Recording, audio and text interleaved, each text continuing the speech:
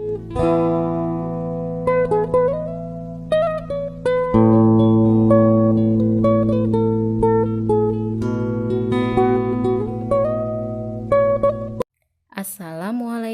warahmatullahi wabarakatuh. Selamat pagi anak-anak semuanya. Apa kabar hari ini? Semoga kalian tetap semangat dan sehat ya. Baik, ketemu lagi dengan Bu Lilis. Kali ini Bu Lilis akan menyampaikan tentang kaidah kebahasaan teks berita.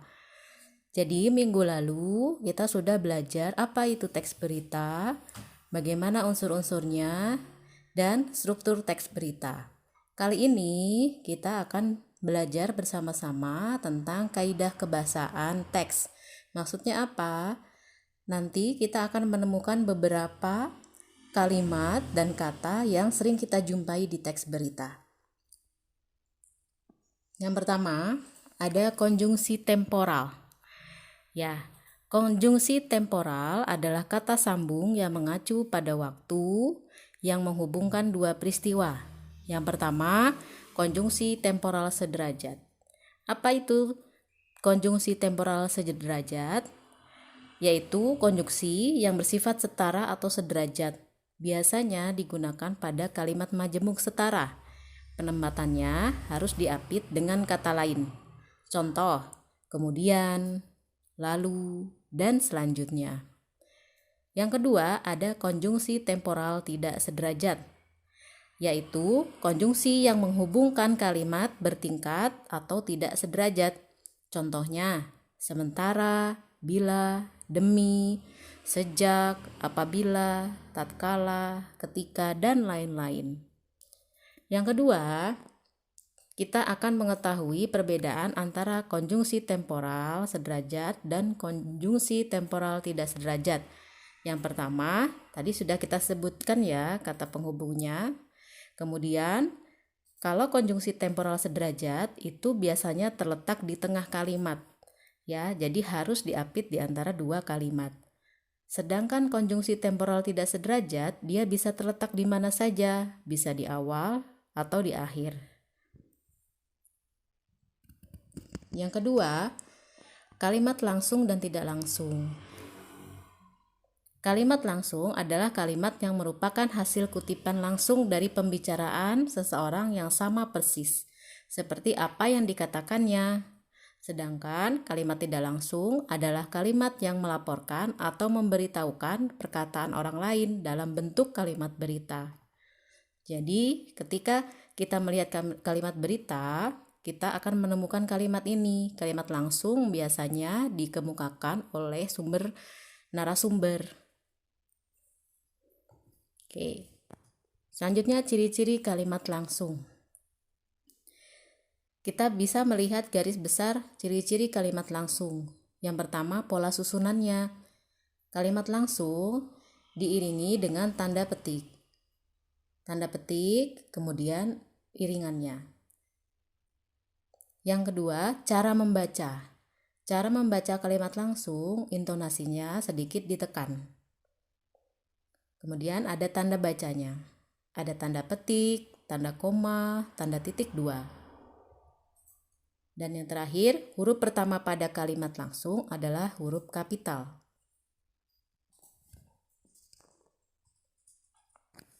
Aturan dalam menulis kalimat langsung.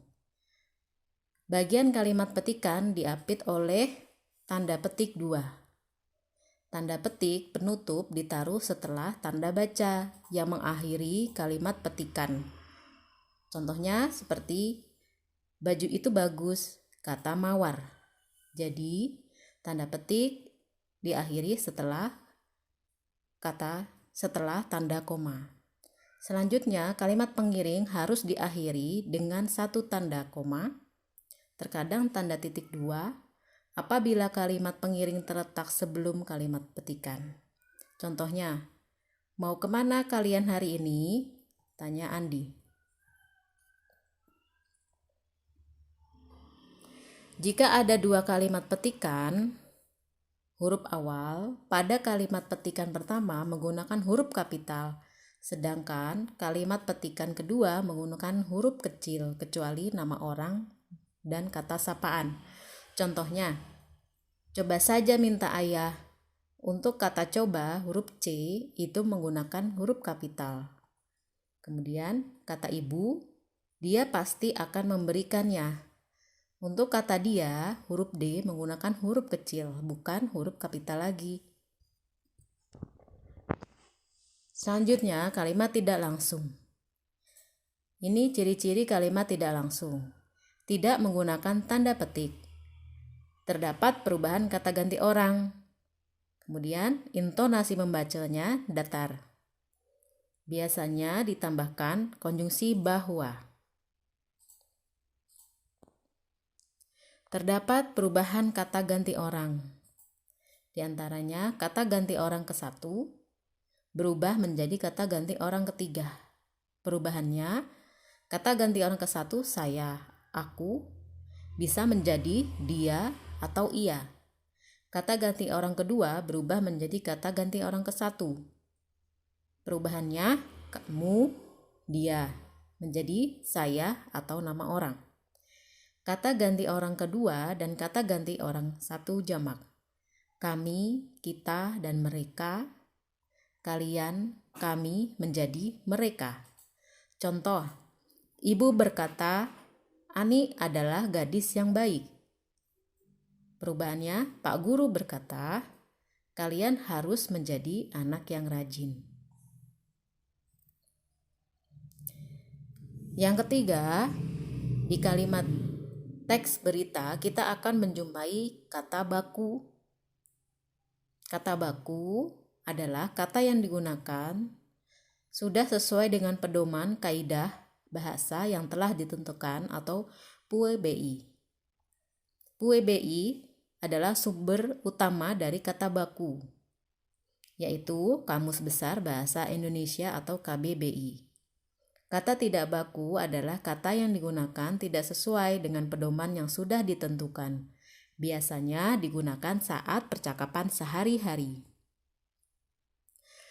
Kata baku biasanya digunakan ketika membuat karya ilmiah, membuat surat lamaran pekerjaan, membuat surat dinas, membuat laporan, membuat nota dinas, berpidato, melakukan surat menyurat antar organisasi atau instansi, musyawarah, rapat dinas, dan diskusi. Nah, ini ada faktor yang menyebabkan munculnya kata tidak baku. Di antaranya, pengguna bahasa tidak mengetahui bentuk lisan dari kata yang dimaksud. Pengguna bahasa tidak memperbaiki kesalahan penggunaan kata. Pengguna bahasa tidak sudah terpengaruh oleh orang yang tidak terbiasa menggunakan bahasa baku. Pengguna bahasa terbiasa memakai kata tidak baku. Contoh kata baku dan tidak baku. Kata baku aktif, sedangkan kata tidak baku aktif. Kata baku pasif, kata tidak baku pasif. Kata baku apotek, kata tidak bakunya adalah apotik. Kemudian bisa kalian lihat sendiri. Yang keempat, kita akan menemukan kata kerja aksi dan kata kerja mental. Pengertian kata kerja aksi adalah kata kerja yang menyatakan bahwa subjek sedang melakukan suatu aksi atau pekerjaan.